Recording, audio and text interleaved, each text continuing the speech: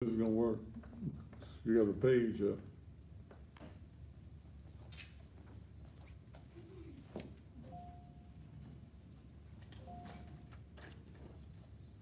You just tried tea. Huh? Now you come try it. Okay.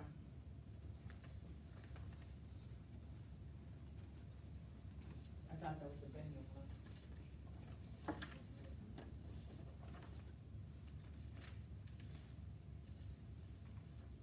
Oh, cause this on him. We changed it to me. What's the?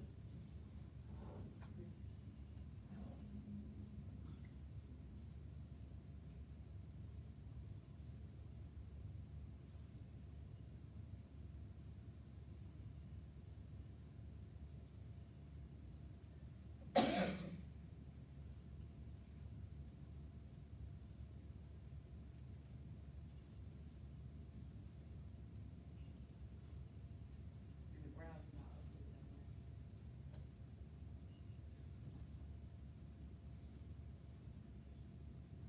We're getting ready to go on air on television. We're moments away. Those of you that's coming on Instagram, please understand that this is a television show. Anitra, hey baby.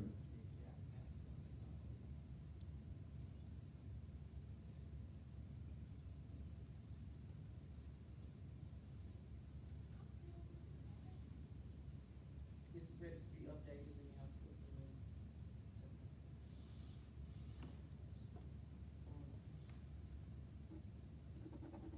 She said, just put it in like 4, 5 times. We did that last night. It didn't come up. Did it work? Nope, Huh? nope.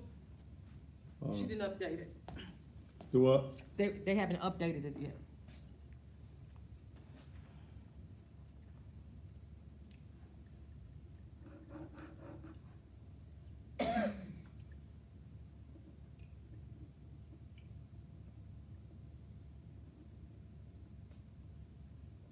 Who is that?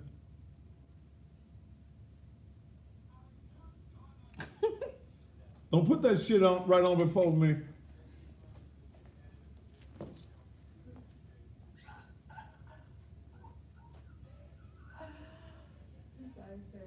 Who is it?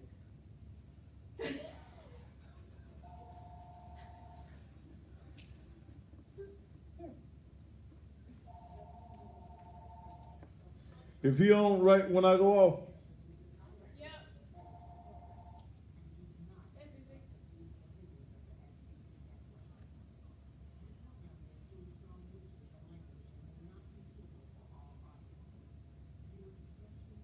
I'm sorry. Give me 1 second, okay? Can you come back in like 10 minutes?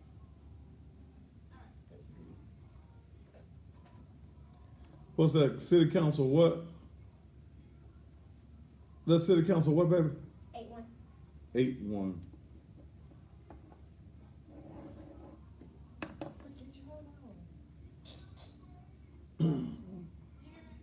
Yeah, huh? Yeah, I got you.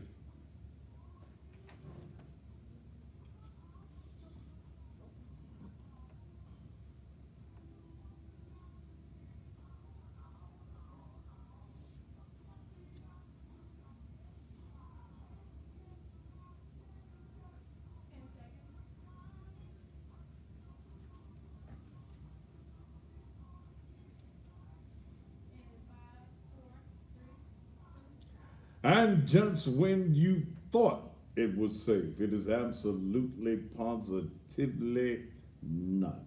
It's time to rumble. Early voting starts on this Friday. This is the opportunity to get Dr. Harrington in and some other great candidates. Now, let me say something. Any political announcement that you see prior to my intro, they ain't with me. I want you to know that. JB, and I thank you for spending money with the SVP TV network. And JB wants you to think that he's a part of this show. That's because he comes on right before me. JB spent advertising uh, dollars with me, but I have a commercial on there. And when I invited him to come on the show, because that was some things that we needed to talk about. For an interview, JB didn't want to come because there's some things that JB Smiley does not want me to bring up that will not come up on any other medium.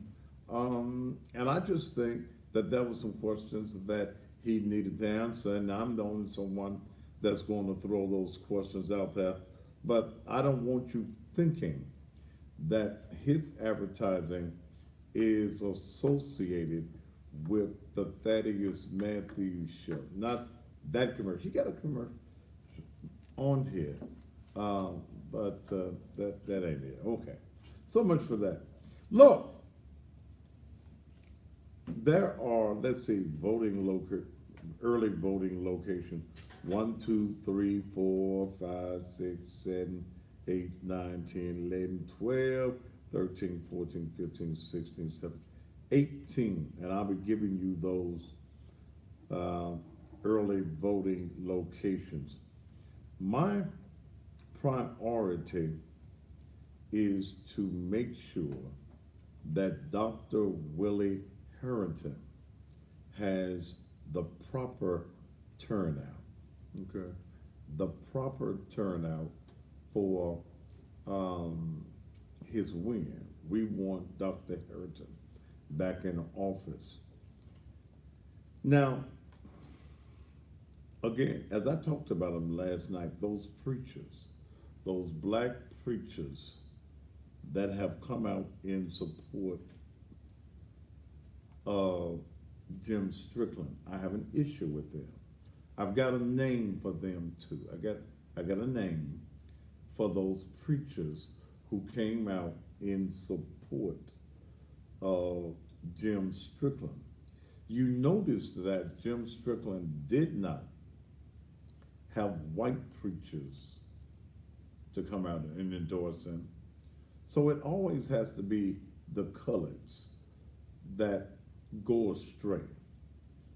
So I'm calling them the Good House Nigger Association. That's their name. The Good House Nigger Association. Okay? Preachers like to have ministerial associations. So here's a new association. The Good House Nigger Association. Do y'all think this is a good name? I think it's a marvelous name. And like I said, the preachers that I could identify was Apostle Ricky Floyd, Pursuit of God, Apostle Bill Atkins, Greater Imani, La Simba Gray, I forget the name of that church. He's pastor emeritus now. He retired.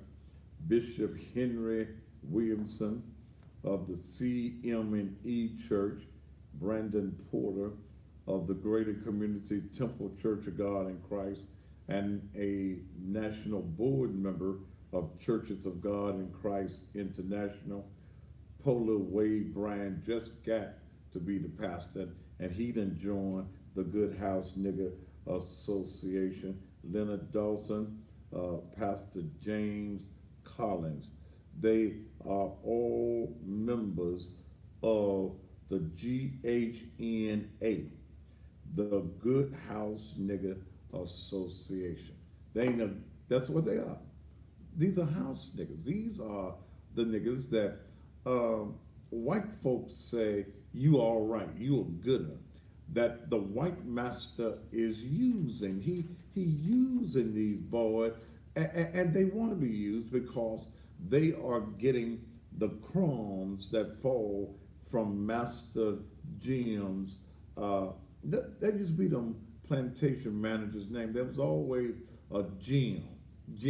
Master Jim has given them their orders to go ye into the hedges and highways of Memphis, Tennessee, seeking who they can destroy and deceive. But I believe that black people are going to wake up. I believe that there is a segment of black folk in this community that's going to say, hell no. We are going to support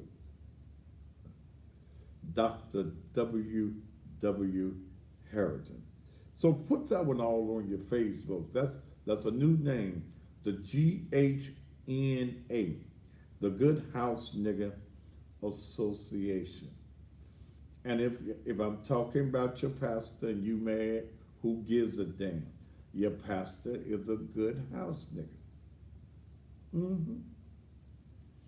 How do black preachers tell you as black folk in a city that is over 70% black, how do they tell you that the man that was the mayor of this city for 18 years is not qualified? How? He was elected 4, 5 times by the majority of people in the city of Memphis, black and white. How do you say he's not qualified? Bill Atkins said, well, you know, Master Jim got the statutes down. Who gave a damn about dead white folk buried in the park? Them folk have been buried there 100 years before I was born. You mean to tell me that the biggest contribution that you can say that the white mayor has made in this community to black folk is the removal of statues? What about the economics? What about the housing? What about the jobs? What about the crime in this city? But the Good House Nigga Association, I don't know who the president of the, I forgot one of them, Dale. Let me put his name down here. Oh, I didn't even call his name last night. Yeah, let me write his name down here. Because, see, we got how many bishops? We got 1, 2, I think we got 3 bishops and 2 apostles. And the rest of them, that's just little reverends. So the good reverends, they don't get no position. Now Dale, Yes.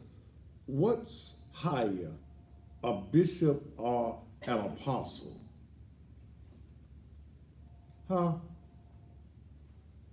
An apostle, I think the definition was one who walked with Jesus, right? Right. Ain't none of these niggas walk with Jesus. Did they?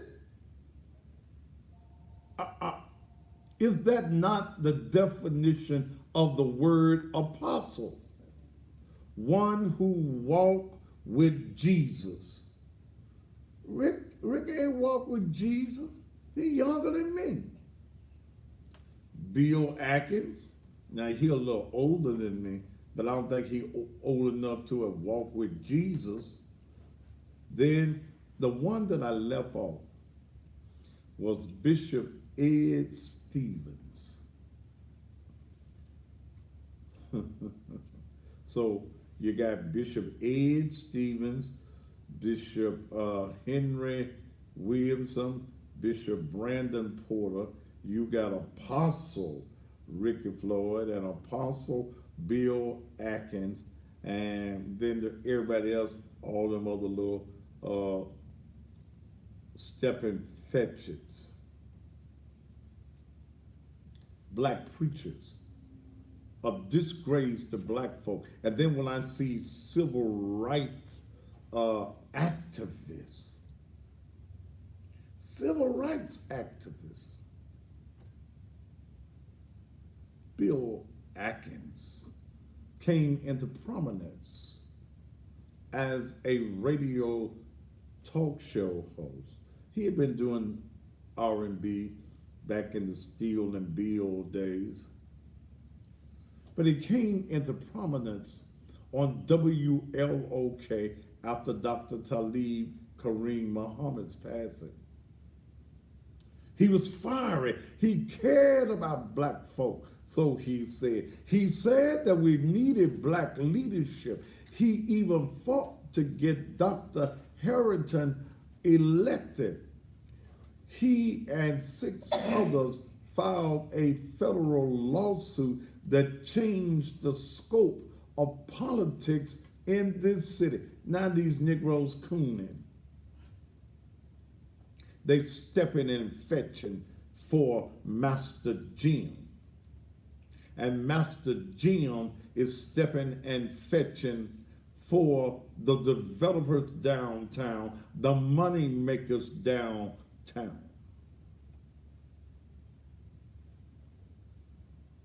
Stepping and fetching. And I'm surprised that Bill Atkins and LaSimba Gray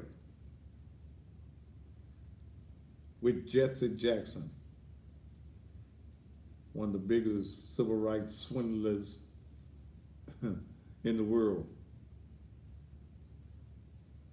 See, I give no homage to any of these so-called black leaders. There's only one black leader in America that I think, I know, and I believe is trying to work for the betterment of black folk. And that's the most honorable Louis Farrakhan. Assalamu alaikum to all of my brothers in the nation. But I'm disturbed. I'm pissed off. I'm peeved.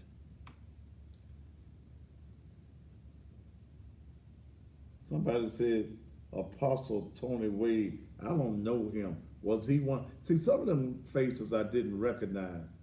We had too many apostles in one place.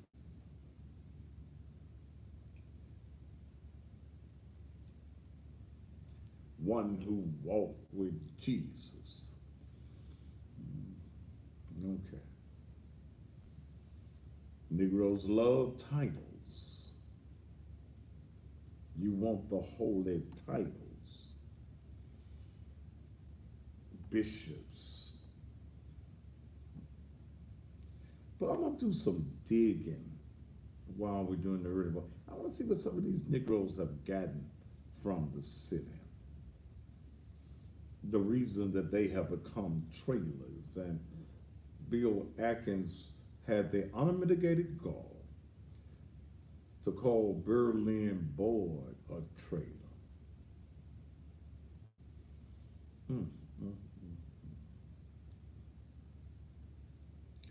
This is what I call bullshit from the pulpit. Y'all allow these black preachers to keep on bullshitting you. It's bullshit. Stinky bullshit. When black men would rather have a white master than a black friend. All right. They discussing you on Jaguar page. What is the Jaguar page? I don't know. People discuss me all over this country. My prominence is not from being a sellout. My prominence is not because I'm a good nigga. I ain't the good nigga. I swear, I ain't the one that they gonna invite to the white folks' parties. They don't invite me. And white folk, I don't dislike you, but I remind you of your history. I can do business with you. We can sit down, we can have great conversations. But I'm a black man. At 62 years old, I've lived through the period of white folk calling you a nigger. I've lived to be colored. I've lived to be black. I've lived to be a Afro-American. Then you changed it into an African American. I've lived that. I don't know who Mother Jaguar is. Y'all have to tell me who that is. And I don't, as long as they call my name correctly, I don't give a damn about being what they're saying about me on that page. I don't know. That's a new one for me. But I am taken aback. I'm taken aback of black preachers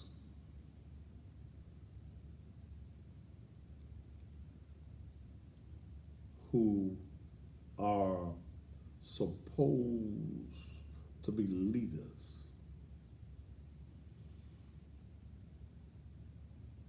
now carrying membership cards in the Good House Nigger Association. I said taking aback, and somebody on here says, you taking who back? Baby, that's all right. That's praise the Lord. Thank you.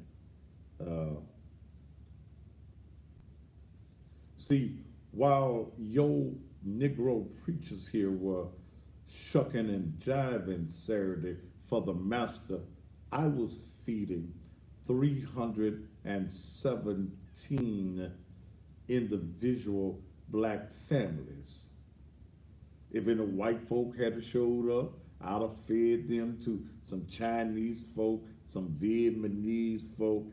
I fed them. But I was feeding 317 individual black families with 2 and 3 bags of some good groceries. While these Negro preachers stepping and fetching for the master, because you want to take pictures with the white man. You want to say that you was in the presence of the good white master. Your oppressor will never be your deliverer. Why do you think that the white man would want to deliver you?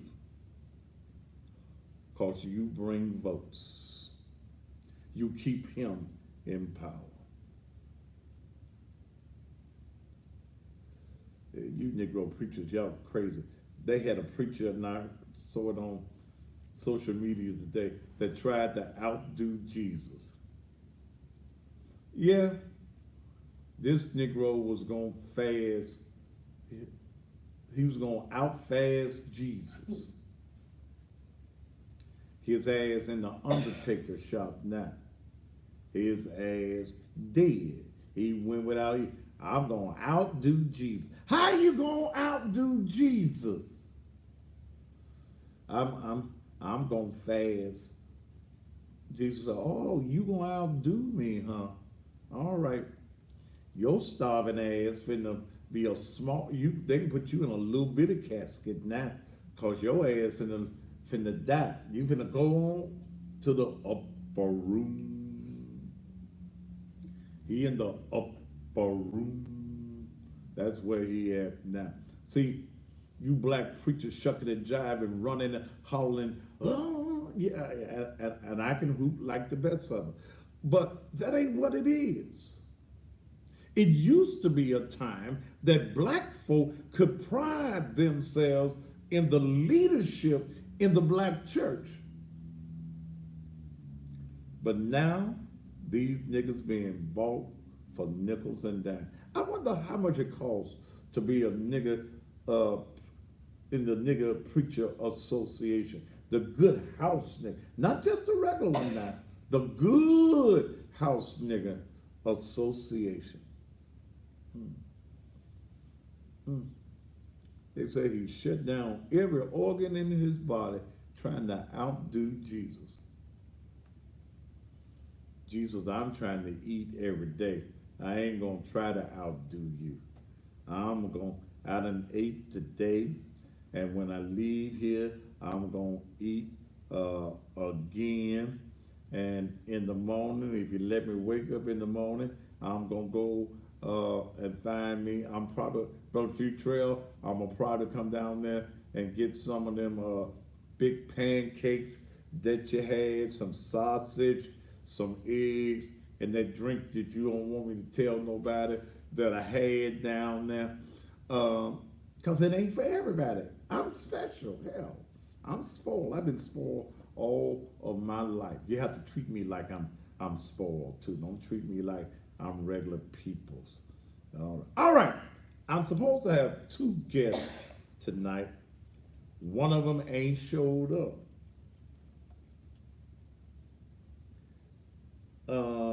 Did you send Antonio the graphics? Because he texted me. You just texted me. Okay. Because we got to get Ed Fode's commercial on there. All right. Woo. So Nicole, look like it's gonna be me and you, baby. The other politician ain't showed up. It is what it is. But I got Nicole Claiborne. She here. This is her third time being on the Thaddeus Matthews show. She's running for City Council seat District 8, Position 1. I'm going to ask that those of you who live in 8-1 that you vote for Nicole Claiborne. She kind of cute too, so that gave you a little extra reason for you guys, other than she's smart, she's intelligent. She's been here twice, and I'm bringing her back because Friday is early voting. Okay, Friday. I can't see that there. My eyes ain't that damn good. What's she bringing me, Jesus?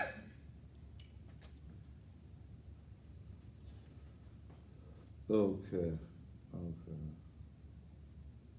Yeah. Uh-huh. Yes. Ugh.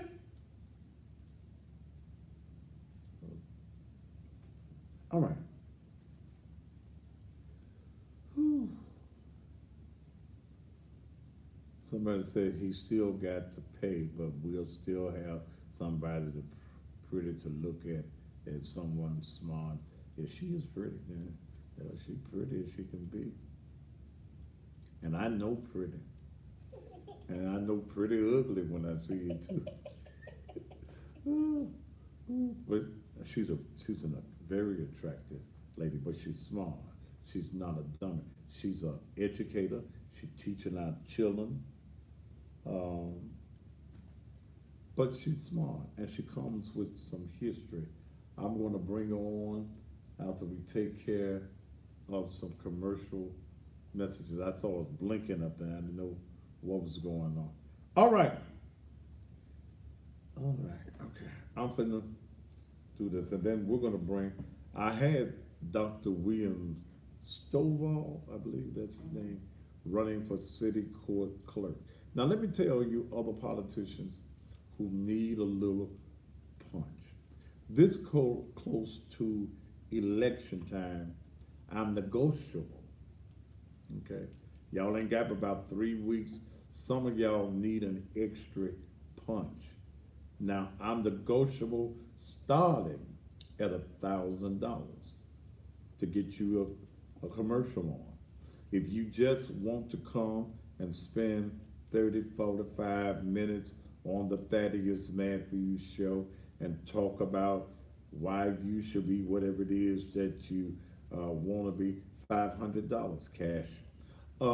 Yeah, because see, if I don't know you well right about now in the political time, I've known politicians to write bad checks, but y'all know not to write me one. I'm sure y'all do. Y'all know not to write me no bad check, cause you know I'll talk about you. I will. I will. Mhm. She didn't write me no bad check.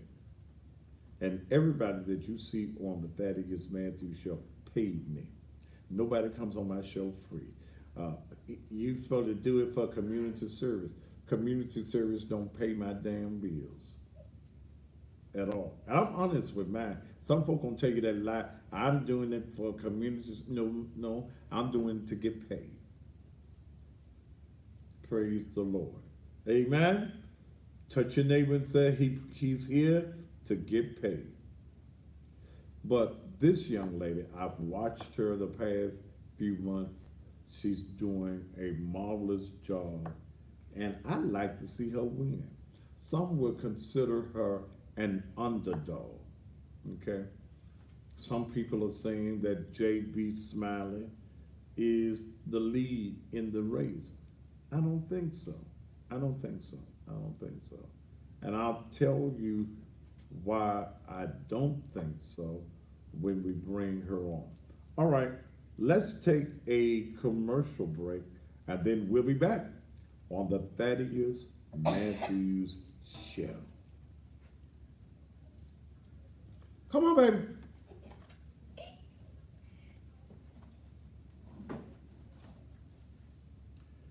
Crystal Carter, I will be married in March. Who gives a damn whether you be married? This ain't that wedding announcement page. Shit. I'm be married.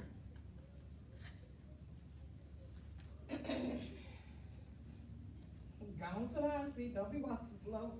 Why would I I'm want to going follow the you? hot seat. I'm getting in here. Huh? Woo, hot. It's hot.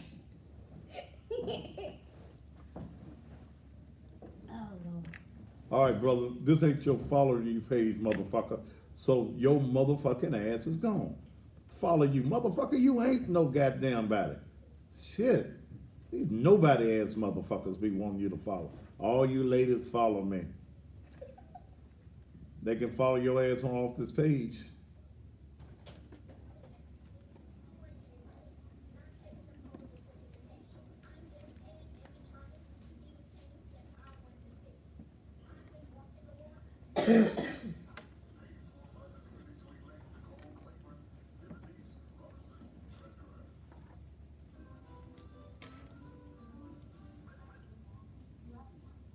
Move it over here, Dale, so I have to look at it that way. Okay, I'm gonna write on it first. Okay, well, Did you need this before I took it? no.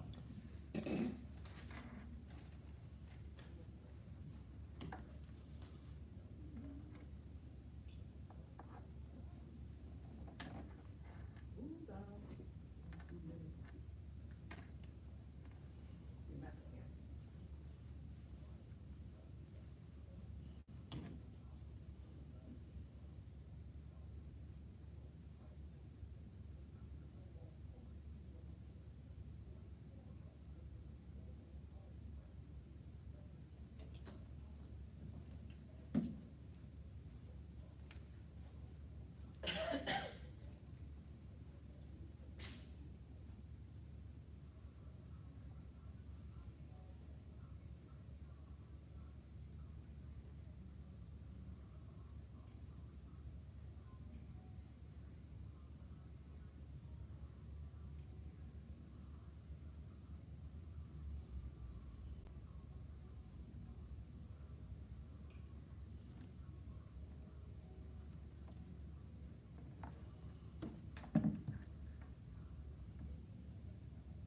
How you feeling about the race? I'm ready. Huh? I'm ready. I'm ready. You ready? I'm ready. And I think the people are actually a lot smarter than Am I going to have to move this mic? Cause her voice real.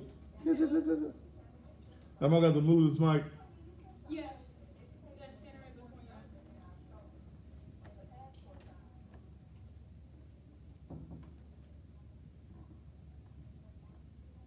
You got to talk up a little bit. Okay. You can't be all cute and stuff.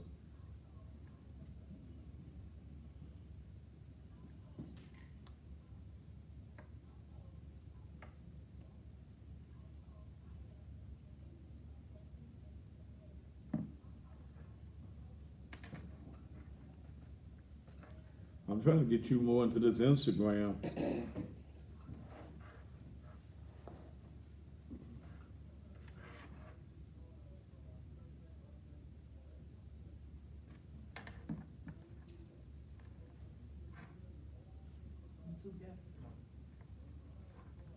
Uh,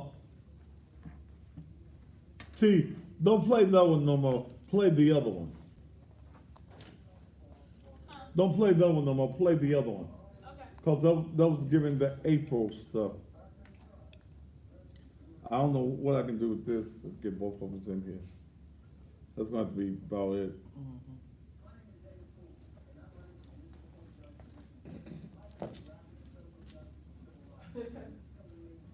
I just realized your car was on commercial.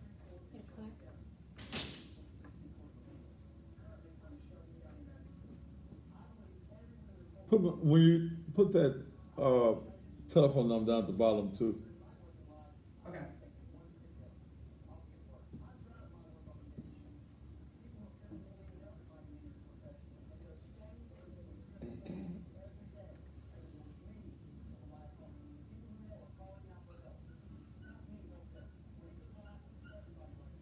I'm off back for now.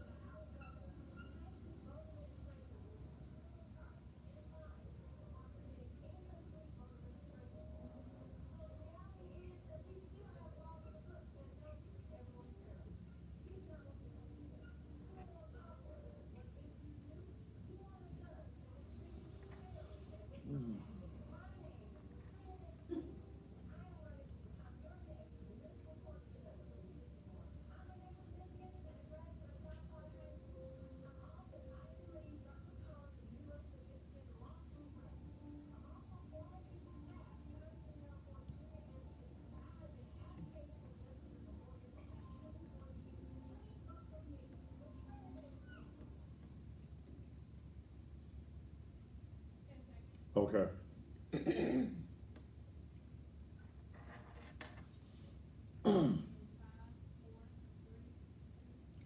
And welcome back to the Thaddeus Matthews Show.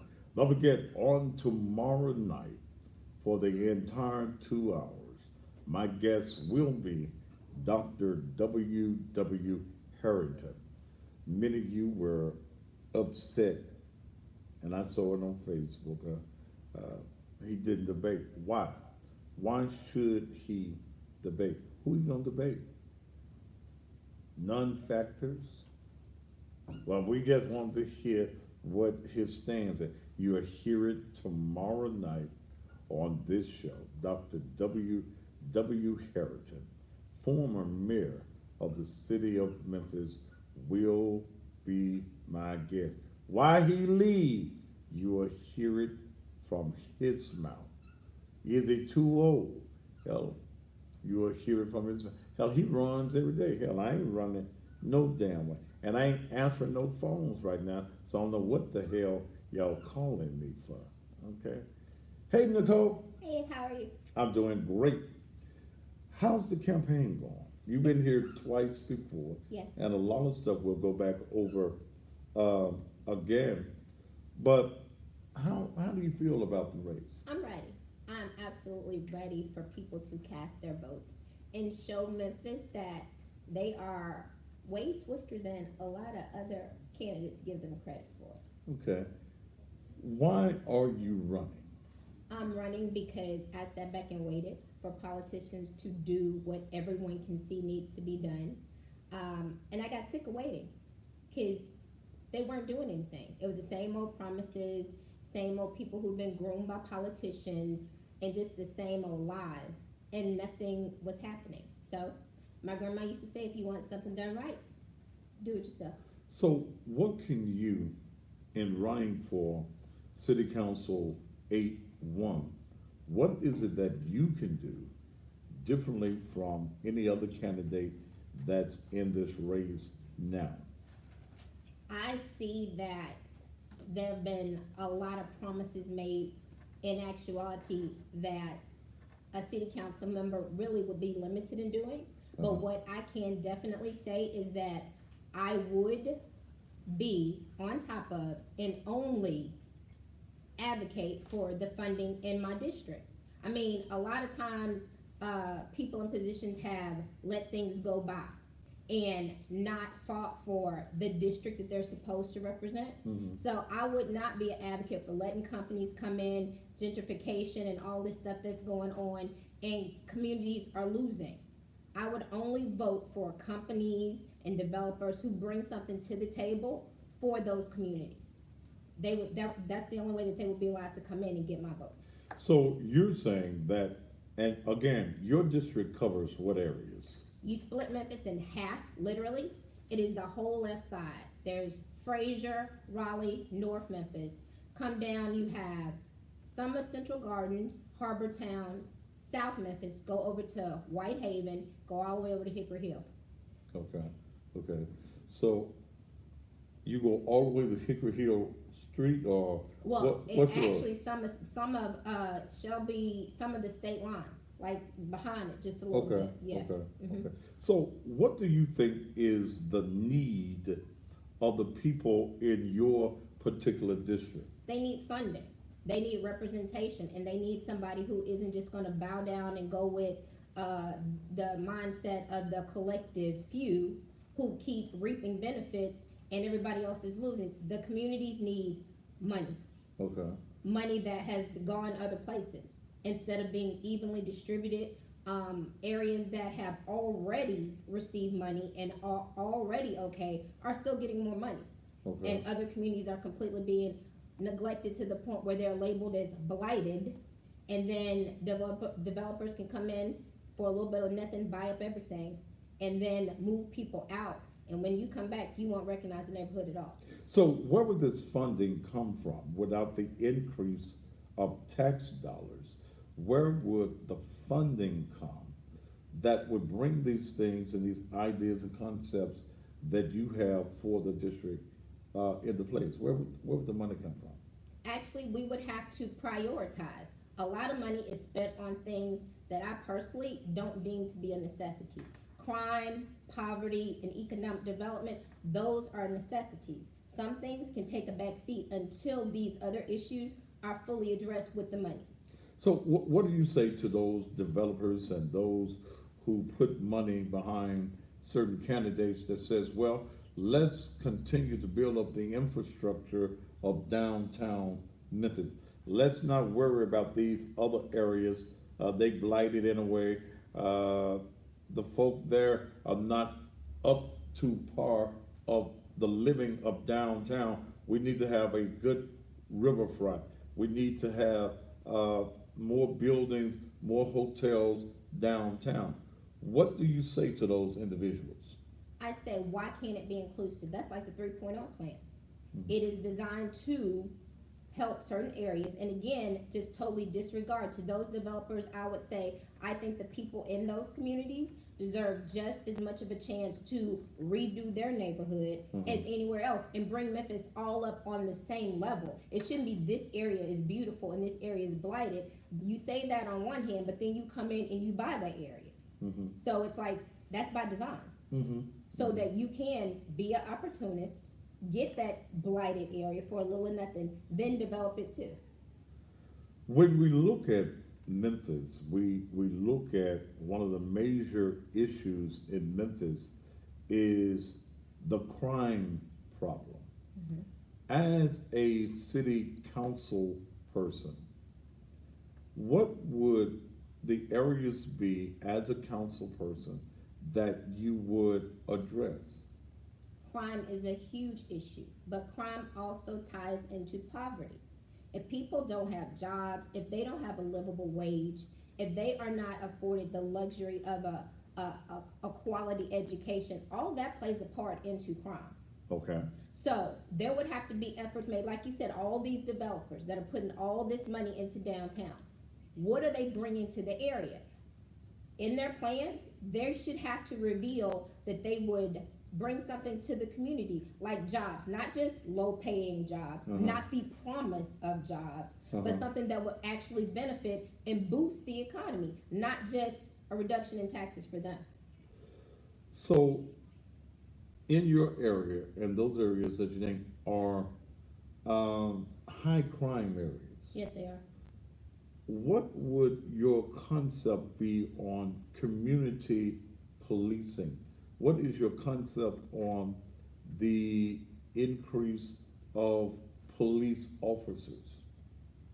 I think, honestly, I liked the idea of there being local policing, not strangers coming into the community, because unlike a lot of people, you go to some schools and they're officer friendly. You bring them into certain neighborhoods, black kids, black women, black men, it's an automatic fear factor and anxiety because there is no relationship. And anyone who will say or ignore the fact that there is a strain between police officers and the African American community, they wouldn't be telling the truth. So I would like to see local policing where the neighborhood knows the police officers know the neighborhood, and it's not nearly as much tension. When we look at the number of candidates that's in this particular race, what makes you better than them? They talk in theory, they talk in hypothetical situations. Some of their ideas are outdated. Such as what? I mean, we've been to forums. We've been to several forums.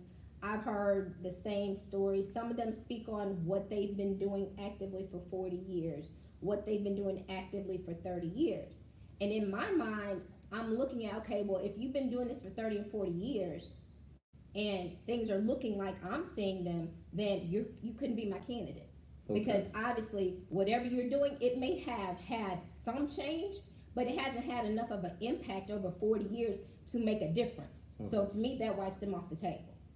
Then we have those who are bought and paid for, and you can't be my candidate if you're coming into the race. Who do you think is bought and paid for? The one whose financial disclosure showed that she had already been given $100,000 by developers.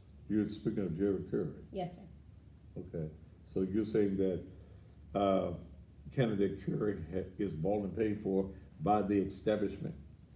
I would think so, considering the fact that honestly, if she hasn't been in the community and she hasn't done anything, but yet coming over into this race, they just give her all of this money, that means they know something that she's gonna give them the green light on.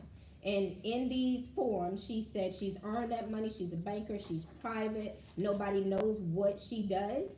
To me, that's even more of a reason. I want transparency. I wanna know. So if you can't be transparent, if I can't know what you're doing, then you definitely can't be my candidate. So to me, that knocks her out.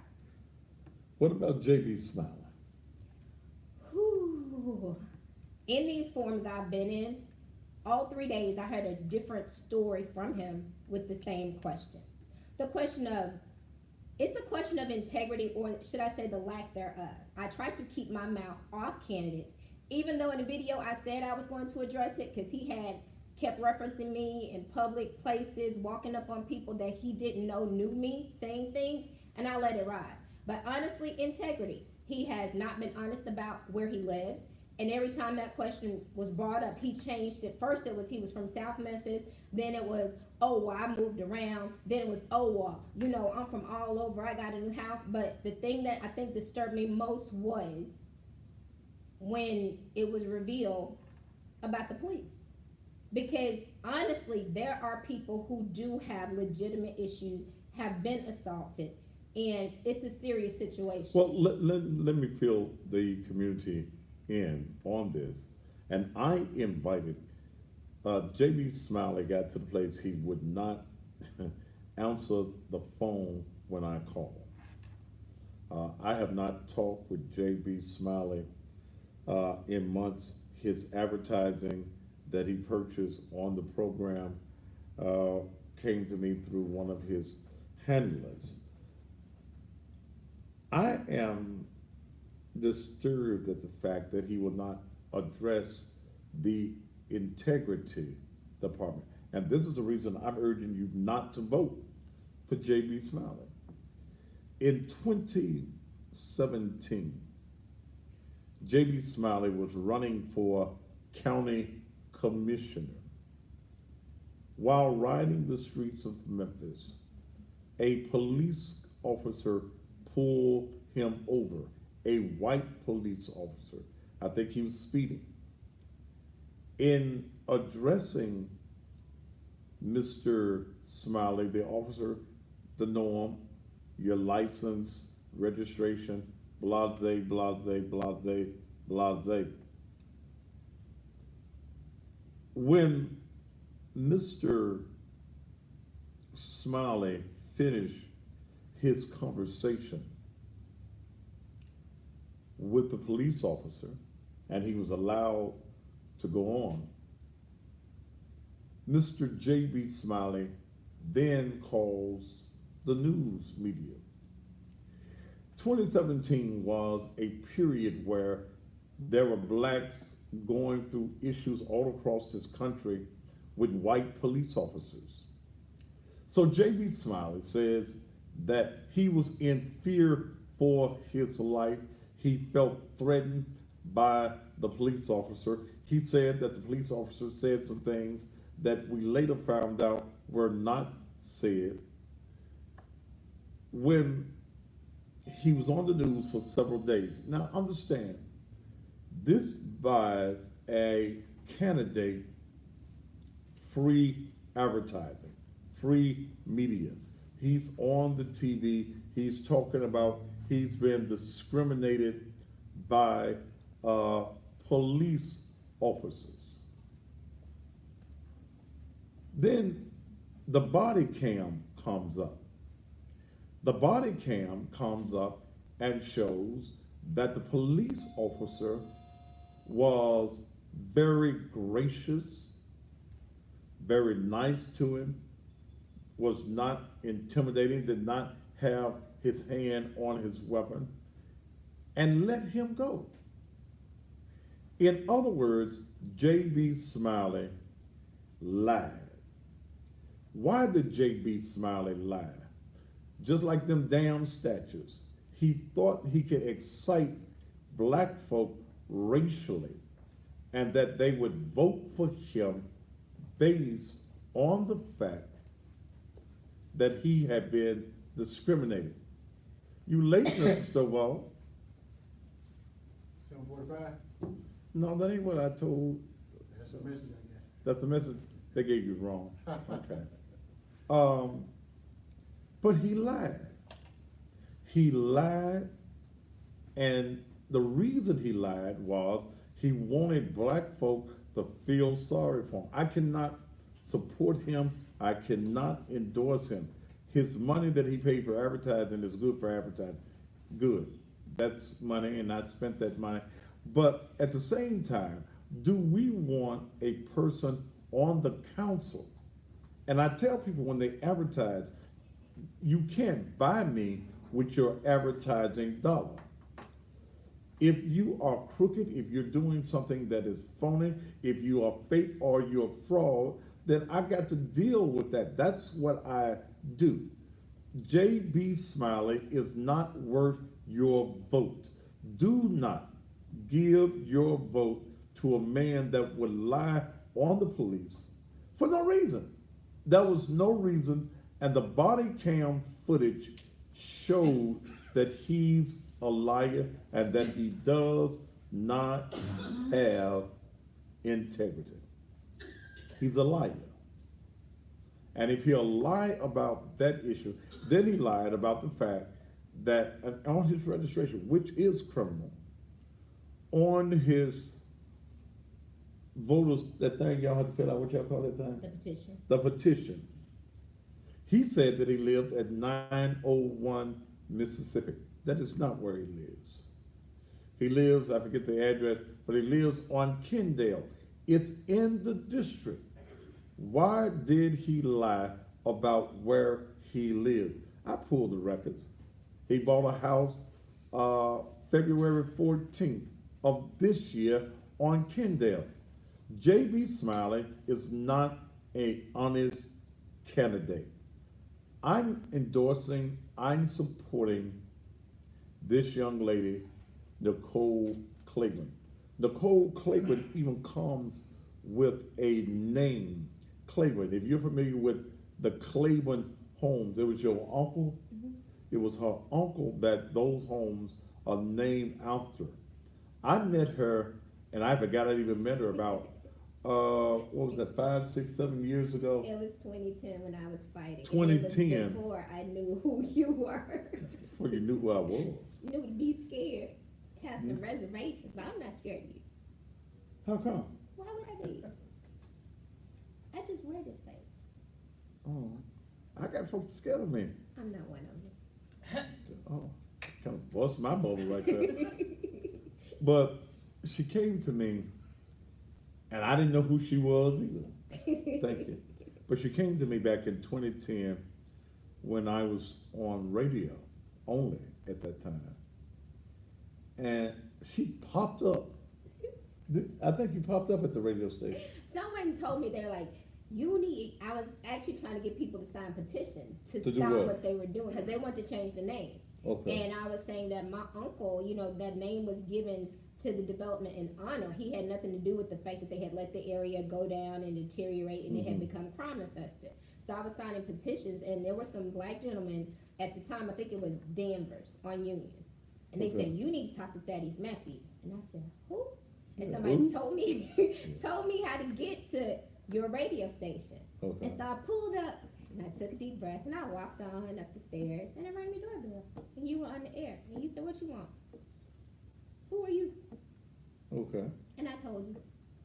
And I let you in. Yeah, and then you had me to host your show for 2 days afterwards. I did? Yes. And veterans started calling in. Okay. Yeah, and I gained a lot of support. And you got your petitions filled, and needless to say, because you were on the Thaddeus Matthews show, that they didn't change the name. Oh, there was a whole lot of table shaking going on in Memphis Housing Authority, though. They wouldn't let the media up there. We kept meeting. It was a battle, but needless to say, Well, it's now Claiborne Point. I did what I usually do. I exposed some things that was going on. But you've been fighting in the community. We need fighters. We need people who are going to fight for the people in the community. That area, they call it blighted. And one of the things we have to understand is that the developers, the power shakers, and please understand, Jim Strickland is not the head white man in charge. You go and look at your Pitt Hydes, you look at your Henry Turtles, you look at your Carl Sledwicks, you look at that group of white developers downtown. They need Jim Strickland in office because he has total contract signing power. The mayor of the city of Memphis has total contract signing power. All the mayor has to do is put his name on it. So let it be said, so let it be done. They need him in place to get certain things that they want done. So they support him because they need a rubber stamper. You've got to have city council people. And one of the things that burns me up, even with some of the black council people, is that you go along to get along. You talk about you have to vote with your colleagues. Damn, your colleagues didn't put your ass in office.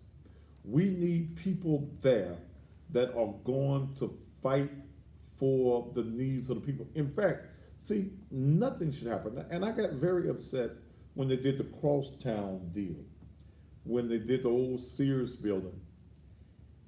And the council people that represented the black people in Klondike, New Chicago, Hyde Park, Midtown, did not fight to make sure that those people got something out of the deal.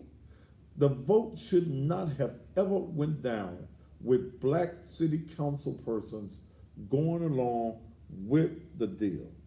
Okay? You, the people, need representation. I'm strongly supporting. She's been here 3 times, and I don't let folk come on my show 3 times. But I've been very impressed with her. I've been impressed with, she walked up to my radio station years ago, knocked on the door, and demanded that I see her, and I was on the air. I was so impressed. She said, I don't remember it. I let her stay on the air with me for 2 days. We got that job done. If she has that type of tenacity, she's going to fight for you. So I'm urging everyone that is living in City Council District 8, Position 1, to give your vote. I strongly endorse her. I support her.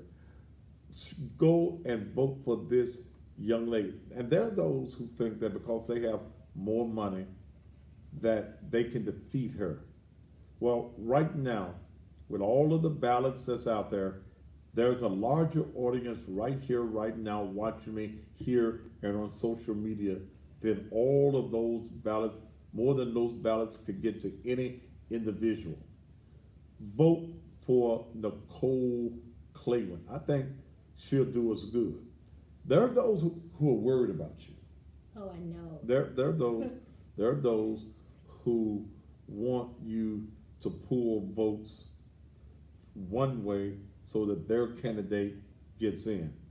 But this is the young lady I would like to see elected. Remember, JB Smiley has no integrity. He lied on the police. Police are not supporting him.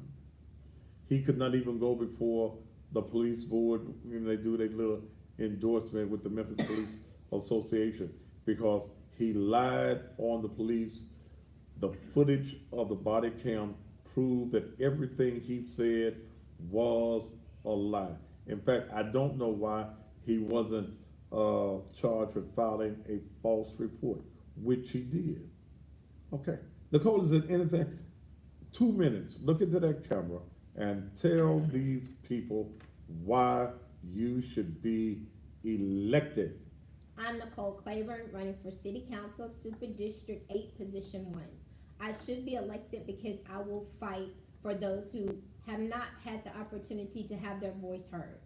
I know, like you, I'm tired of politics as usual, which is why I jumped into the race. So I am being the change that I actually want to see, which will help Memphis move in a more progressive direction so that decisions are made that benefit more than just the same select few. My other contenders or constituents who are running in this race, I've already fought these fights. They're talking about what they would do if they were put in the position, or they've actually been in the position and the city's in the same situation. So I want to fight for you like I've been fighting anyway. Vote for me. Early voting starts Friday, the 13th through the 28th. Election day is October 3rd. I'm on Facebook, Nicole Claiborne for City Council, and you can look at NicoleClaiborne.com. You know, she's going to be a force to be reckoned with on the council. I've seen too many shaky ass Negroes on that council. People who are not fighting for the low and moderate income individuals. I don't care what color you are. I've seen too many people only fighting for the elite. We must have people that will fight. I'm asking you to give her a chance. There is no incumbent. Jerry Curry, who, after only being on the council since January of this year, the power brokers gave her nearly $100,000. Why? In such a short period of time. And she is not an incumbent because the seat that she presently holds, she didn't run for it. She was in District 6. She was appointed to District 6 because they needed some things rubber stamped. She's running in a district that she's not an incumbent on. She's on the city council. So I don't know whether her, none of her associates should re-elect anyway. Do not vote for anyone in that particular seat but Nicole Claiborne. I think that once Nicole gets there, those of you that live in that district, you can call and she will come to the rescue. I believe in her so much. If she needs to come back while early voting is going on, we'll bring her back on the air. Okay? Nicole? Thank you. You're welcome. Okay. All right. Coming up on tomorrow night, Dr. Willie Harrington will be here. It's going to be off the chain. This is the only exclusive interview you're going to see. You will not see Dr. Harrington on 3, 5, 13, 24, or 30. You will see him live here on tomorrow night. On Thursday night, a man that I'm trying to get in to replace a Looney Tunes on the bench. Jane Chandler is a nut. She's a basket case. Nobody at 201 Poplar likes her. And then when this wench tried to play me, after I went to her rescue some years ago, when some judges and some people downtown took her before the Professional Board of Responsibility, and it was me on the radio that saved her ass. She wanna play me. She didn't want to bring me my money for advertising. Kept playing with me, and then called me across town. And still saying, Thaddeus, I don't want to do business with you. I can accept that. You bring me into a public restaurant. You sit next to some white people. Like I give a damn about white people. And handkerchief head Negroes too.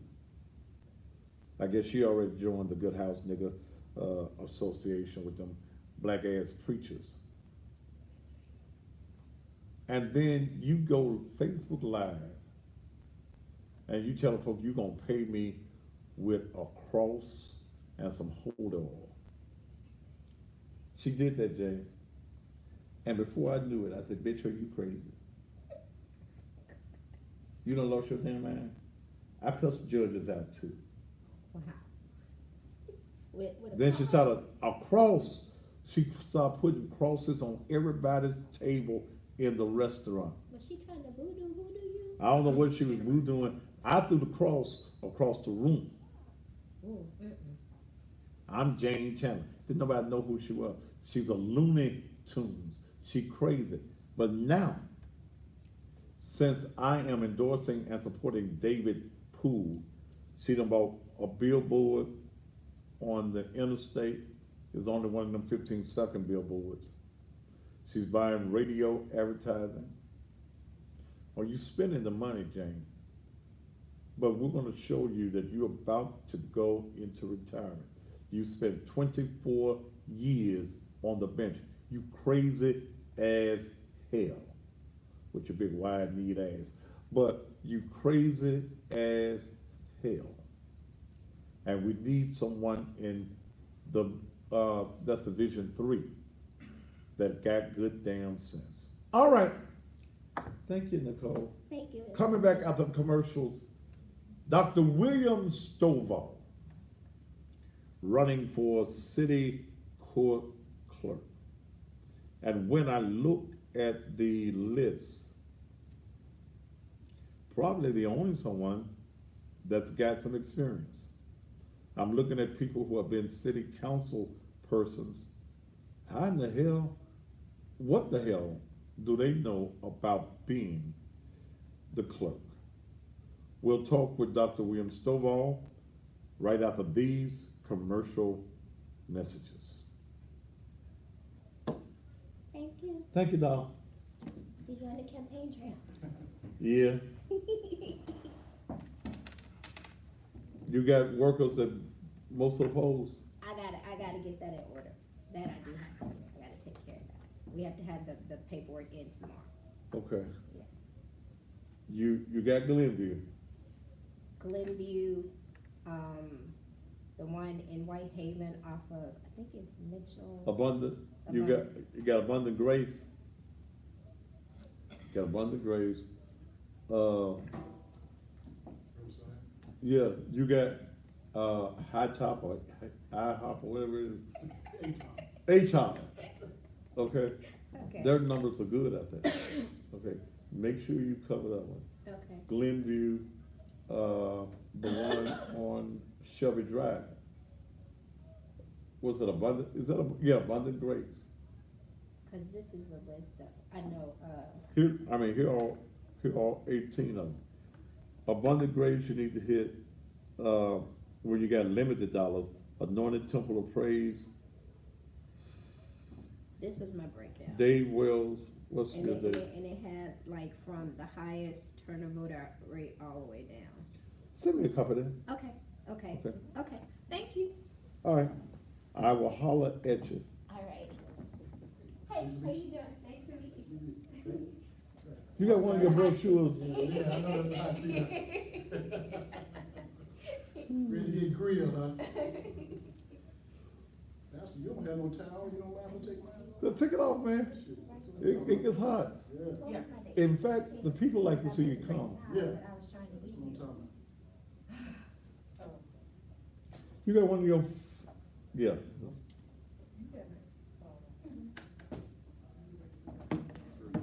Glasses on, Let's- TV.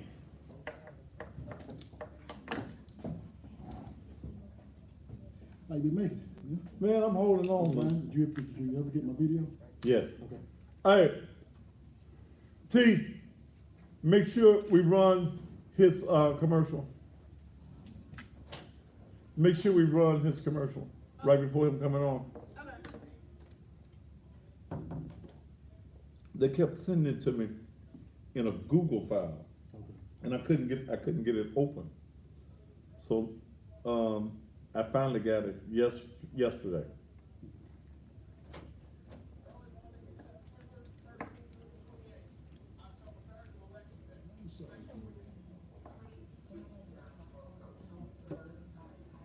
I told Lee Esther. She paid me, and I said, I'm taking your money, but you got your competition in the picture. Chad Summers in the Oh, picture. this? Plus, you're not saying anything. You just got music playing. Right.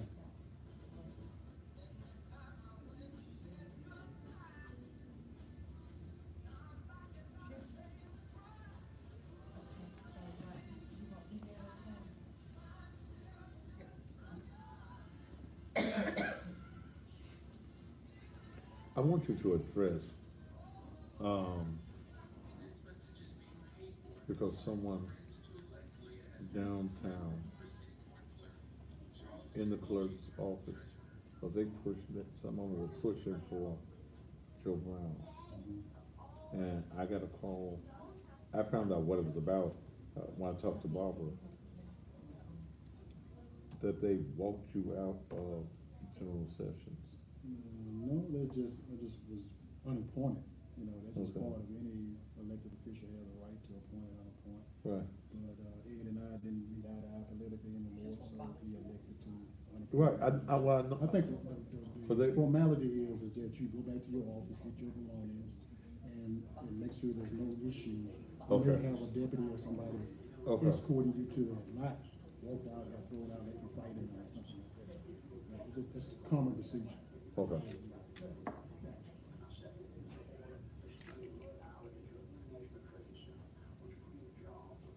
Did you get that from Antonio Yeah, I'm working on it. in a campaign?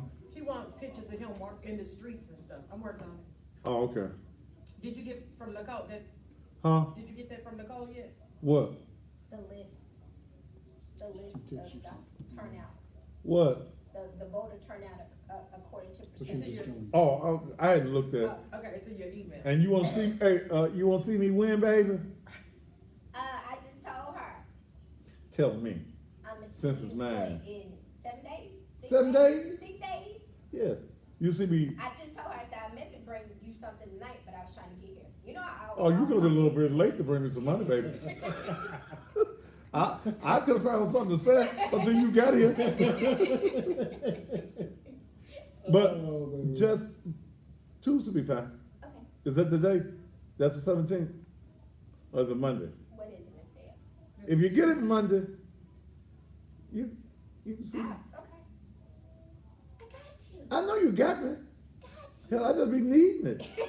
you. Cause I was gonna bring a little gift too. This season almost over with. I know. I got you. Okay. If you need me, call me. I will. Okay. Call Miss Dale too, tell her to come and bring her pistol. Alright, You know I will. so I think it's one. You know that night I took up, we didn't have nobody showing up. My daughter in her shoe. Oh my God, she was so well.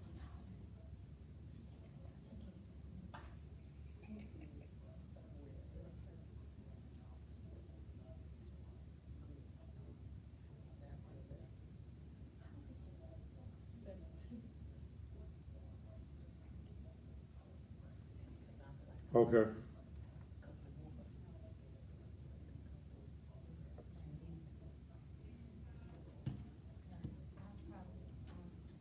And welcome back to the Thaddeus Matthews Show.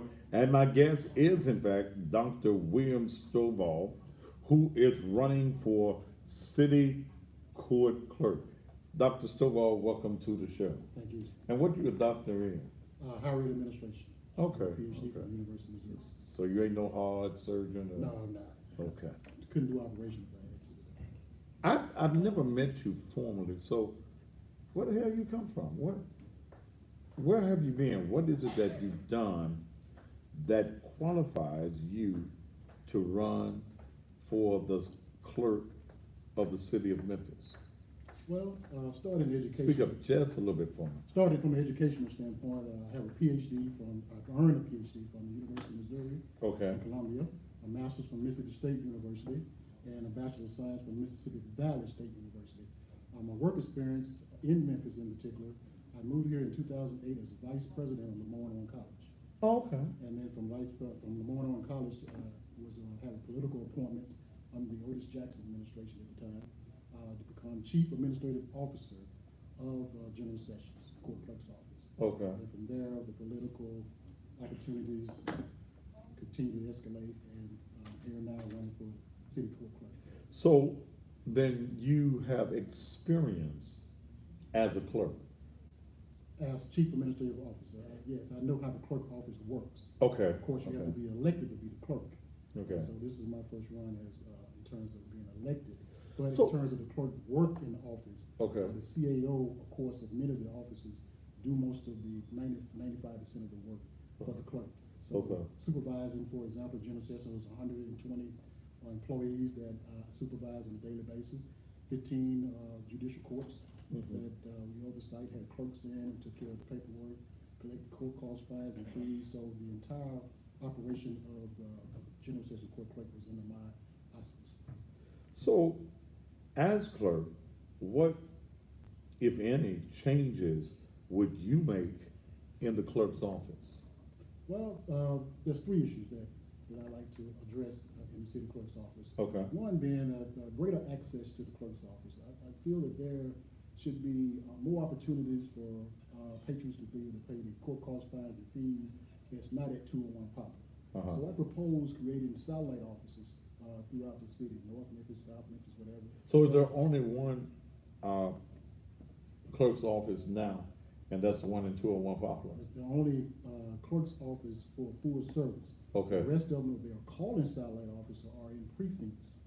Okay. In police precincts, for example, Okay. Baker Hill, Union Avenue, Okay. et cetera. Okay. But one of the rationales when I came up with this is that I know from 201, I'm working in general sessions, that there's this great fear of our population of going to 201 Poplar to do anything. Even Yeah. if you don't have any criminal records, there's a fear that, there's a warrant out for my arrest, or there's fear of getting locked up, but just the mentality of the people. Okay. And so even in general sessions, I convinced then Clerk Jackson to allow me to create a satellite office. So I have experience doing this. So I created the general session clerk's office, satellite office that is located in Hickory Hill Mall. Okay. So you may have seen that, I don't Right, know. right. But it's a generating revenue office still today. Uh-huh. The current clerk still operates it. And so that was my reason for then establishing an office to allow people the opportunity to come without all the parking, with all the fears about law enforcement, Mhm. and things of that nature. So that's the reason I created the satellite office in that. So when I'm bringing that same concept to the city clerk's office, I feel it's important that you be able to allow patrons without fear, have opportunities for people to come pay, they can ride the bus line to come pay their court cost fines and fees, or look up their court case, so they have questions about their documents, Mhm. and things of that nature. So that would create a more friendly environment, customer service environment. That is what happened in general sessions. And so, but I just wanted to make it, I have a passion, I'm running because I have a passion and love for the people of the city of Memphis, that I've grown upon me since I've been in Memphis. And so I see that there's lackluster leadership in Memphis on many levels, Mhm. but in particular in the clerk's office, in the city clerk's office. So I'm addressing that. And I'm offering my services as being the next clerk with the help of the people of the city of Memphis. What about the drive while you pay program? It's a functional program in the city clerk's office. That is second on my platform there. My approach to that is to mend it, not end it, which means that it needs some attention, it needs some work, it needs some improvement in that particular program. I haven't done all the research yet in regards to how I would do that, Mhm. but there's other ways I think that we can utilize the driveway pay program currently as it is to improve upon. So it's a great program. It was created probably 10, 15 years ago, Mhm. former clerk. And so that's something that's dear to me. We also had one, a driveway pay program similar to the city in general sessions as well. It's not as expansive as the one in the city. Mhm. But it has kind of ways to the the current clerk, for example. Mhm. It hasn't been very attentive to the office or nor to the needs of the people, in particular the drive while you pray program. So it has floundered some, and I'm approaching that in the sense that will allow great access to the people as well. I'm reading here in your platform where you said you propose to the Tennessee State Legislature the creation of restricted driver license privileges for persons delinquent in child support payments so that parents continue working to fulfill their financial obligations. Yes. Elaborate a little bit on that.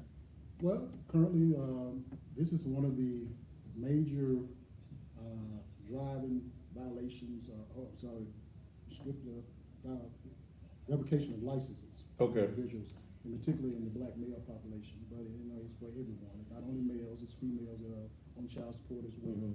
So if you can't drive to work, you can't take care of your responsibilities, you can't pay your child support, you can't pay your own bills, matter of fact. Uh-huh. And so this is an opportunity that would allow those individuals to get back in the workforce, Mhm. to allow them to go look for work or what have you. Mhm. My research shows me there are only 9 states in the United States that allow this type of temporary driving restriction for licenses, and I'm trying to make Tennessee the 10th. So you would propose going before the state legislature, and trying to see if you could get that law created? Absolutely. I'd like to propose that to, first, the Memphis delegation. Mhm. There's some individuals I have talked to in the Memphis delegation. Mhm. I think that it's a worthwhile idea to explore and move forward on. And once becoming the clerk within the first 100 days, I would like to propose that to that particular body, the Memphis delegation, that they can move it forward in Nashville. Move forward. It's pretty much, not only in Shelby County and African American community, but it is a problem in all communities and what have you. And I only focus on the driving issue, license portion of it. But there's also all licenses, professionals, certifications, your hunting and fishing license, your boating license. So it takes all licenses from, revocate all license from individuals who behind on child support. And you gotta understand about child support, it's not that everybody, I would say 85% of people are not deadbeat moms or dads. I mean, they have bad circumstances. I mean, some persons may have lost their employment, they may have become sick or ill or whatever. There could be an issue with the opposing parent, which is a lot, that happens a lot. And so it's a many array of reasons why a person's license is revoked and why they're having problems.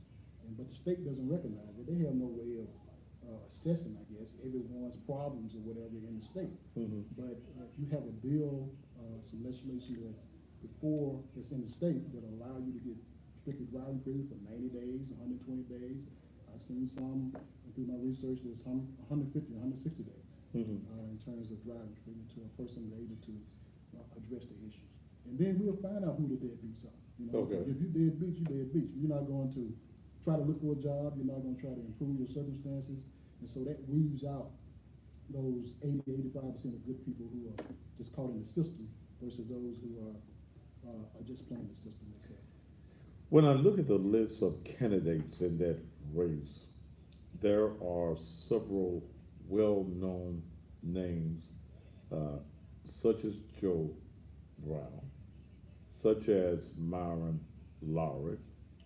What makes you, with these two well-known names in that race, what makes you the better candidate than those two particular individuals? Sure. First of course, it's on my card that I am the most qualified. The most qualified in regards to a diversity of experiences. Not only have I been in Shelby County government, I also been in higher ed administration in very administrative executive positions, I should say. So I bring a wealth of experience that I can draw from other entities. You know, I'm not stalemated on the current system, what they do here. I'm going to think outside the box. I'm going to be innovative in regards to, as I'm talking about the satellite office and the kiosk program and things. And so I think I bring more experiences to the table than what the person has been on the city council for 24 years or 2 decades or 3 decades or whatever it may be. I'm not knocking the person's experience, but I just saying I bring more to the table. And it's time to move forward, for Memphis to move forward with new leadership. Okay. And I bring new ideas and fresh ideas to the table. Okay. And you become part of the system, then if things don't improve. And that's my fear of the two candidates you're talking about, the most name recognition, is that it's just business as usual. Okay. You know, it's business as usual. You're not coming to work. You're not, not trying to improve the lives of the people in the city of Memphis. I can't speak to what they will do, but I'm telling you, as Clerk Stovall, that I plan to move Memphis forward as well as in terms of the city clerk's office. Well, you're mentioning something that has been known to be a history in that particular office, and that is the factor that clerks don't come to work. Okay, that the person heads the office, the CAO of the office does all of the work, and the clerk gets the check. History of clerks being on the golf course and things of that nature, doing the working hours. So, are you saying that you're gonna be a working clerk? Absolutely going to be a working clerk, but I will say that a clerk is elected by the people, so there are certain times, many times, that the clerk may need to engage in community activities. Sure. Not only on the golf course all the time, saying. Okay. It may be an opportunity to speak at the Rotary Club, it could be the Lions Club, it could be an array of reasons why the clerk, the elected official may not be in the office on a daily basis, on an 8 to 5 basis. But what I am saying that you should be attentive to your office. Mhm. You know, you can't be out 2 or 3 weeks and then don't know what's going on in the people's business. That's the people's business. I would be elected to take care of the people's business. You know, I'm paid by taxpayers' money. Okay. And so I should have some responsibility and oversight. I have the oversight and responsibility of that office, would have it. And so I think that it's a fine line with, you know, what the clerk does in terms of his time, his or her time, in regards to being in and out the office. But you know when it becomes prevalent, when a person hadn't seen a person in 3 months and 2 months, and that does happen. It could be happening now in the city clerk's office now. You know, a person becoming ill or what have you. I'm not for certain, but you know, I'm here to make sense of a chaotic situation in the city clerk's office. I'm just being very, very honest with you. Well, look into that camera, give you about 2-3 minutes, and tell the citizens of Memphis why they should vote starting on this Friday for Dr. William Stovall to become the city court clerk for the city of Memphis. You're the keeper of the records. Keep of the records and collection of court costs, fines, and fees. Okay. For the city clerk's office. That's his job. That's the job, basically. That's all that the job entails. That's all any clerk does, really. Okay, okay. You know, you take leadership and you do things extra, like proposing to the state Tennessee. Sure. That's leadership. Okay. It's outside the scope, really, what you can do. You just Okay. can't sit there and I choose to make a difference. Okay. There the camera is. Talk to the phone. I am Dr. William Stovall, and I'm running for the position of Memphis City Court Clerks in the upcoming city election. Election on October 3rd is election day, 2019. The early voting started September 13th through the 28th. I have a proven track record in this city. I have a passion and a will to serve the people of Memphis, and I need your vote. Matter of fact, I respectfully ask for your vote in the upcoming city election. You will not be dissatisfied with my services. I bring true leadership. I will bring true leadership to the office, the city clerk's office, and I need your vote. Thank you very much. All right. Dr. William Stovall, I'm urging you to go and give him your vote. He's been endorsed by ASME. Who else you been endorsed by? Teamsters. Teamsters and AFL-CIO. Okay, and the AFL-CIO. Been married 23 years. Got 2 sons, Michael and Alton. PhD, Master's in Education, BS degree. Plus, he has the experience of running the county clerk's office, which is much larger than the city court clerk's office. I like the idea on the driving privileges for when your license are revoked and you still out there got to make a living to pay your child support. Satellite offices. So if you like what you heard, and I like what I heard, vote for Dr. William Stovall for the city court clerk starting on this Friday in early voting. Thank you, Dr. Stovall, for being a guest here on the show. We'll be back right after these commercial messages.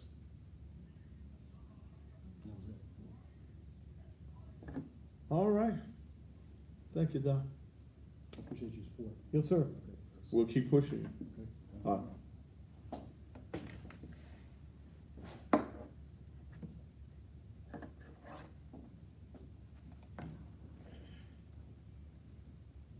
Right. Same way? Yes, sir. Okay. Have a good one. All right, thank you.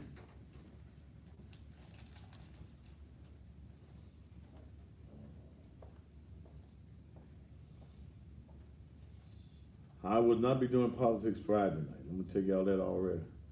Cause hell, this stuff boos me. But I gotta do it.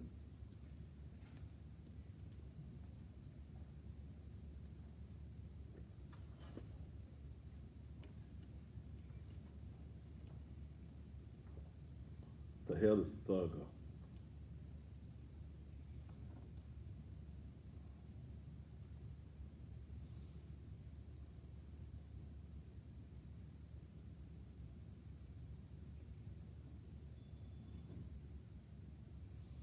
Mm.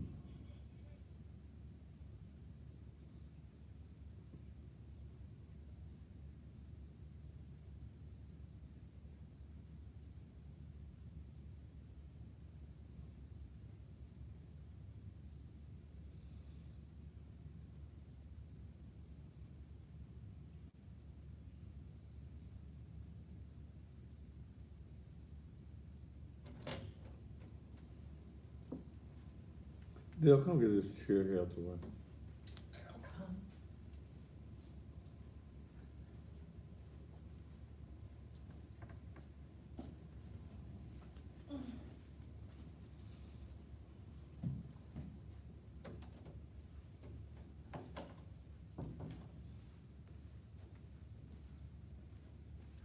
Which one of my Facebook account messages said, "What's your name?"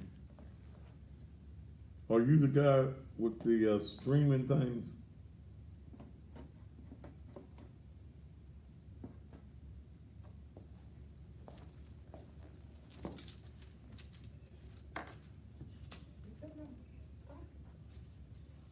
Mm.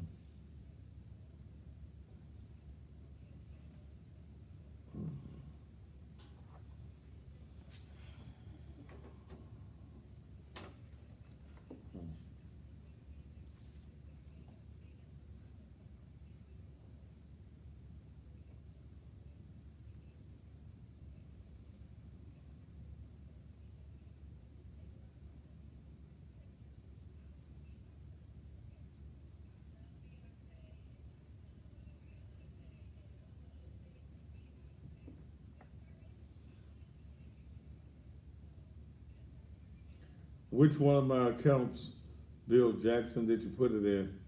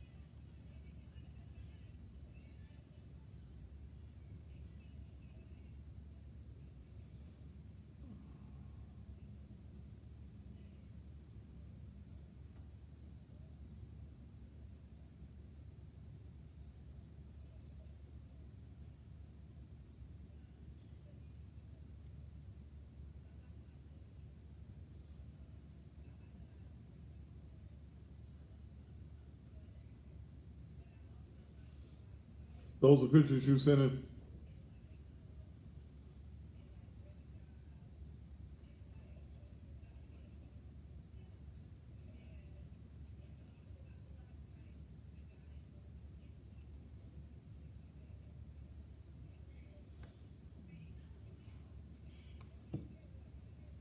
Send it, brother, because I don't check that one off, and send it to the one that has my name spelled backwards. Hey, Kiki. Love you too, baby.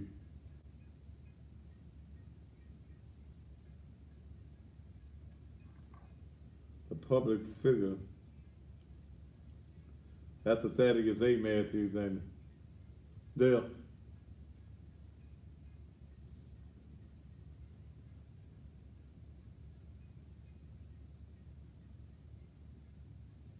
You taking volunteers to work polls? For who? She just asked to put it up. Who? Nicole. Oh, okay. What's she paying? That's what she said she got them first, but she gonna make sure to take care of them. That's why I just say volunteers, they be paid volunteers though.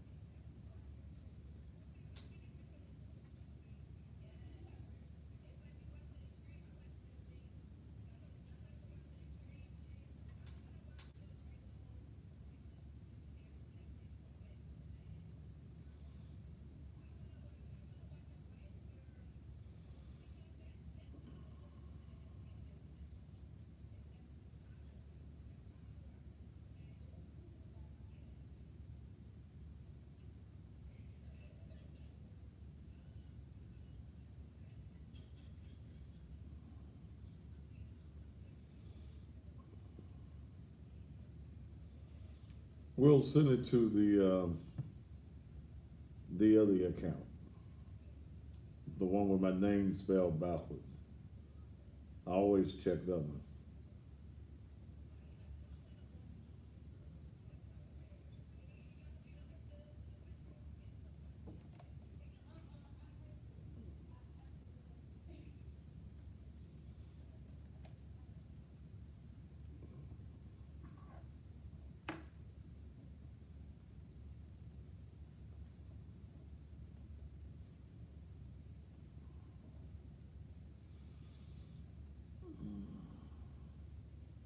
Okay.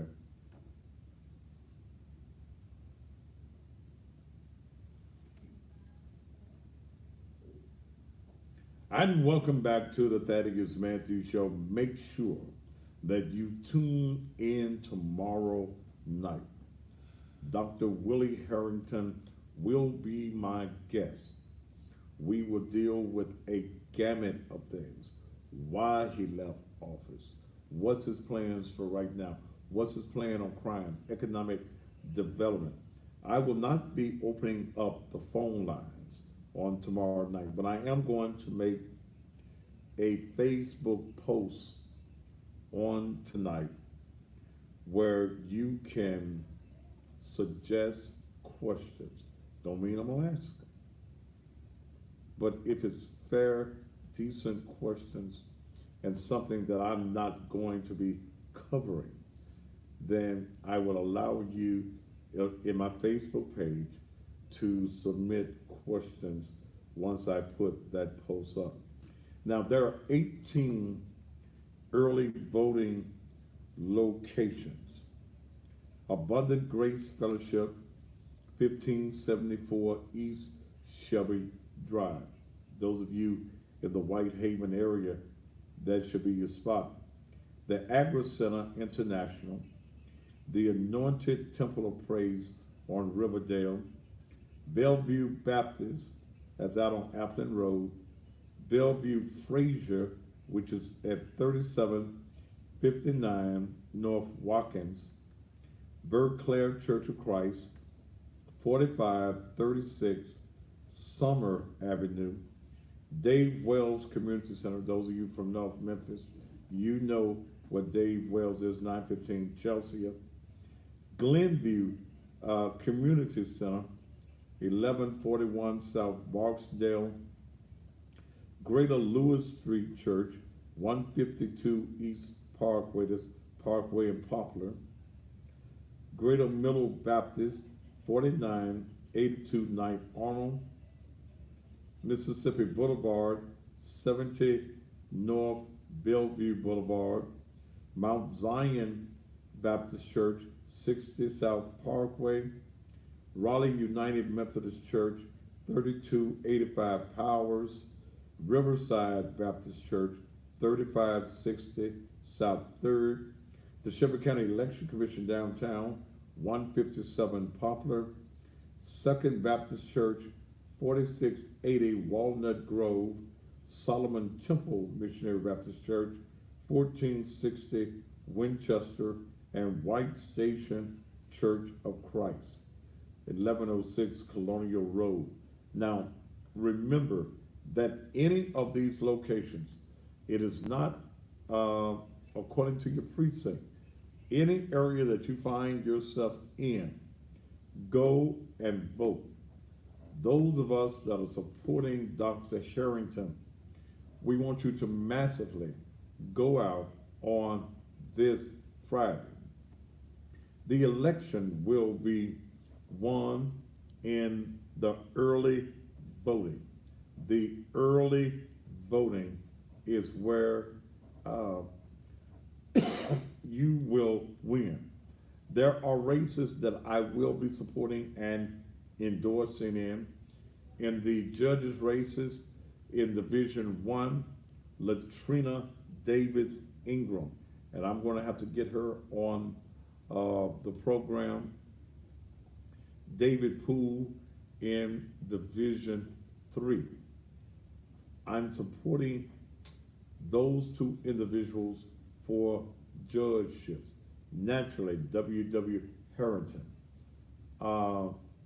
William Stovall, the gentleman that just left for the city court clerk, District 1, Sherman Greer, who's already there. Sherman Greer is a person that I'm urging you in that area to vote for. District 3, Patrice Robinson,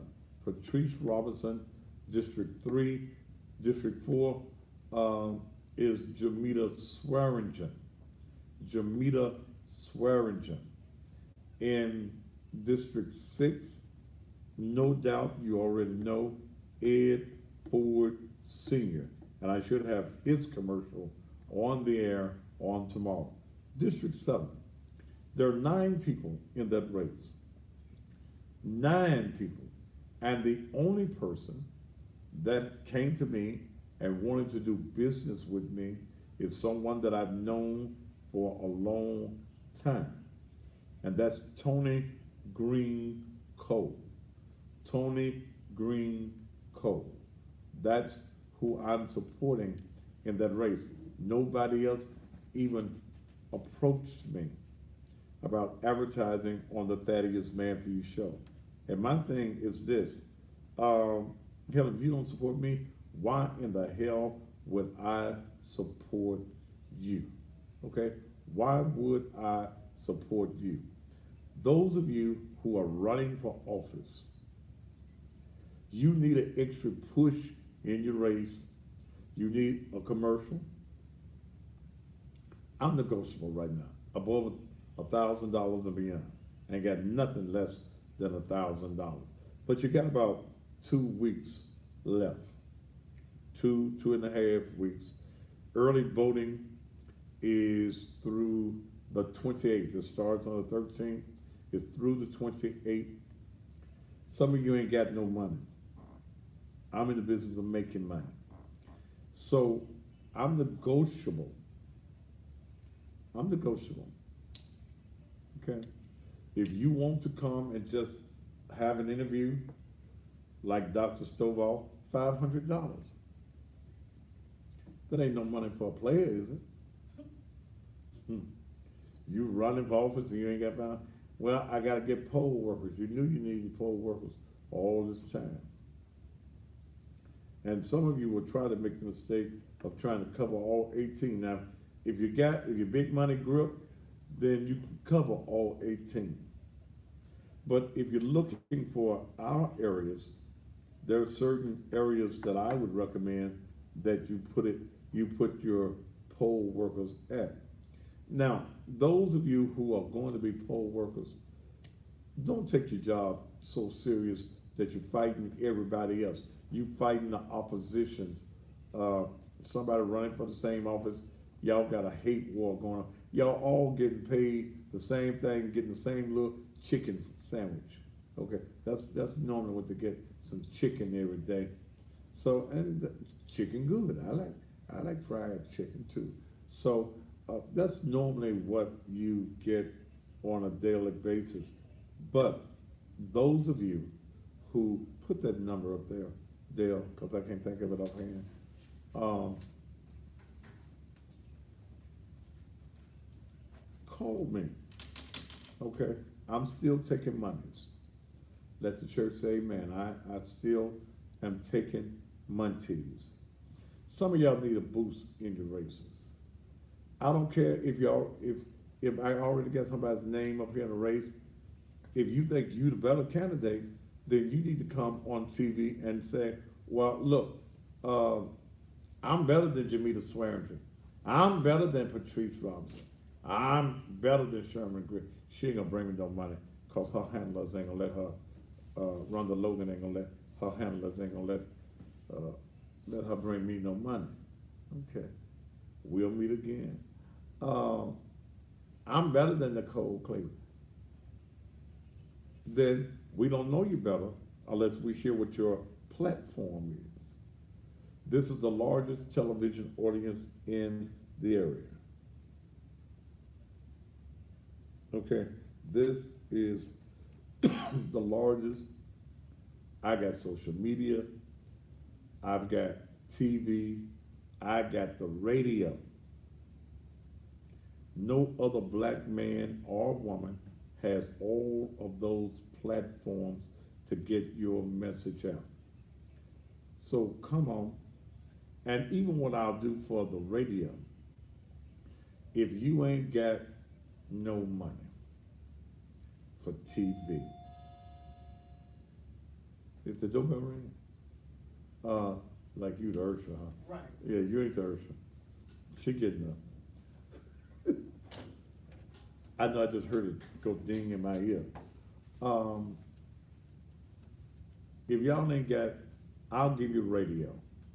I'll let you record me a message, 30 seconds or 60 seconds for $500, and I'll put you on the radio. Now, if you want to be on the radio and the TV, we got to talk about $1,000. If you already got your commercial. If you don't have your commercial and I've got to use my guy to make it, it's going to be $1,300. I'm gonna cut his price and pay $300 instead of the normal fee and put you on there. Your campaign needs a boost. So you can call me at 231-9239. I got about a day's turnaround. I cut Ed today. He'll be on TV tomorrow night. This is a very important race. You cannot win without exposure. It's going to be a dozen ballots. Some of them crazy. Okay. Y'all paying to get on ballots, but you won't pay for mass exposure. Because people that go to the polls, if you're like me, I don't want no paper when I come. I know who I'm going to vote for. I'm going to vote for people that are familiar. And you all can believe it or not, there will be a lot of people that will call me at the church. Those that got my personal cell phone will call me and want to know who I'm supposed to vote for in this race. You can think if you want that this program does not have influence. Again, this is the most watched local TV talk show in the area, bar none. So I want to see you advertise nationally. Yes, I'm gonna make some money, but it also exposes you. I ain't gotta like you, and you ain't gotta like me. We call it business, okay? It's economic empowerment. You can't win if don't nobody know you in the race. You still got time. Call me tonight, 231-9239. Got to have your monies though, okay? Ain't no more payment plans. And I did allow several candidates that I knew and I knew personally to make some payments. But y'all that I don't know, and it's too late in the game for anybody I know, the race, it ain't given to the swift or the strong, but the one that can endure to the end. And the end is almost here. 231-9239 is the number that you can reach me after I go off of there. And I take anybody's money. White people's, I take y'all money. Candidates, you running, some of you white candidates who got strong white, another white opponent, but you got black folk in your area, you might need to advertise. I wonder why Berlin boy won't answer the phone when I call. Oh no. I done called Berlin on both his phones. Somebody said, make your list for people who to vote for so people would know to vote for them. I've got a list. We're gonna give you that list as on Thursday night. I'm gonna give you that list on Thursday night. I've had Dale to draw it up right here in front of me. But y'all know, Nicole, that was here. I'm supporting her 100%. I like to see her win. I believe she can win. I believe that she's a strong enough black woman that she can cause some changes. She can effectuate some changes in areas that need changes in.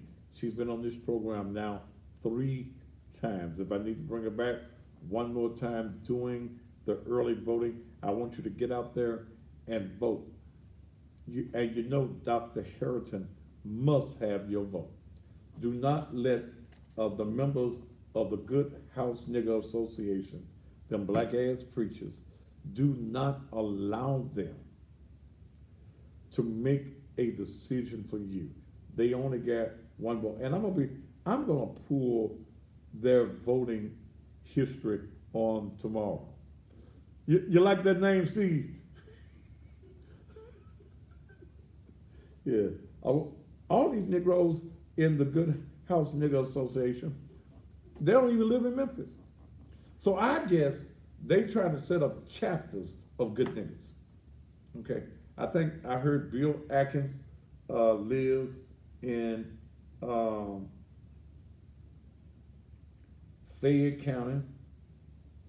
Let's see. I don't know where Lucember lives. I know Brandon doesn't live in the city. Brandon lives in Collierville. Okay? But he's trying to cut some deals with the mayor for the Church of God in Christ. I think Ed Stevens lives in Collierville. But I will know. I got 2 minutes. I will know. Okay? But do not join. Ministers have their minister organization. But now we got a new one. I don't know.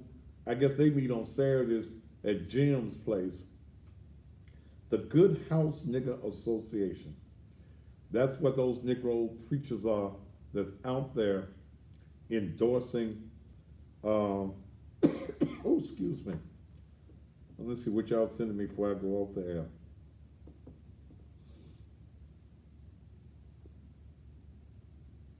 Oh, Bill don't live in Memphis.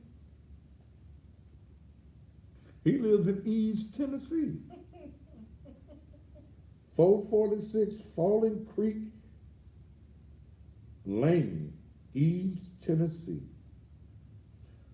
Oh, come on. And they done made him the president of the Good House Nigger Association, and he don't even live in it.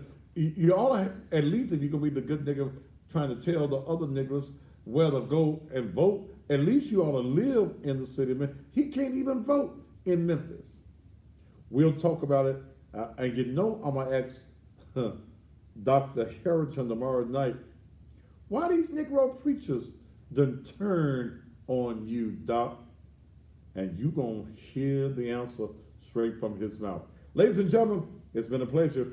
Don't forget to tune me in 6 a.m. on the radio on AM 1600 WMQM. I'm finna get me a drink. Top of the evening to you.